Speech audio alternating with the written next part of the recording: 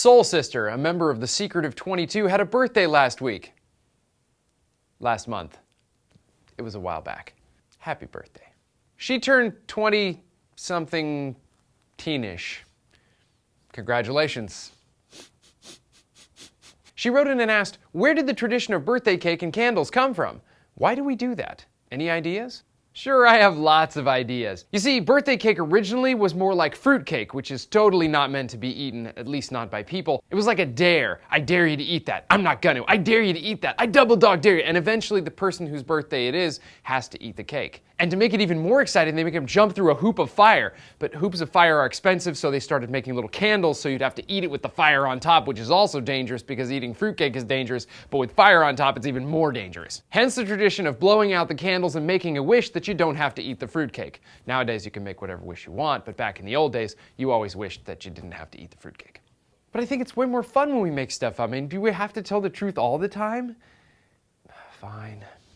The birthday of the birthday cake isn't so easy to nail down. There are a few schools of thought as to where it came from. There's my school of thought, which is completely wrong, and then there's the Greek school of thought. The Greeks used to make little round honey cakes, and they'd take them to the temple of Artemis, goddess of the moon, and some say they'd stick little candles in them to make the cakes glow like the moon. But we all know it's because they were just trying to fill that primitive man need to light things on fire. Greeks weren't primitive. Flush toilets, baby. They were. And that's exactly where fruitcake belongs, by the way. Others claim the cake had its origins in Germany, sweetened bread dough molded into the shape of baby Jesus to celebrate his birthday. Happy birthday. But everybody seems to agree that the word for cake is derived from the Norse word Kaka, which means cake, in Norse, but not in English. It means something else. Hopefully something you'll never find in a cake, especially a cake you plan on eating, or already took a bite out of. The round cakes that we're used to now started showing up in the mid-17th century, but they were still made with yeast and were more like sweetbread. It wasn't until baking powder showed up in the mid-19th century that we'd start calling cake, the kind of cake that we call cake, cake. It's as easy as cake. Did you know that people used to hide stuff in cakes? In some places they still do. They'll put thimbles or coins in there. I don't really want to eat that.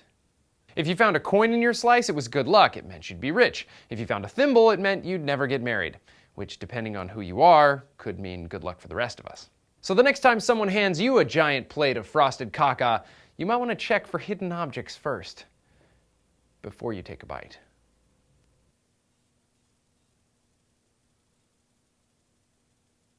And when someone gives you a birthday cake, just don't show them how smart you are and call it Kaka. Just blow out the candles and make a wish it's not fruitcake.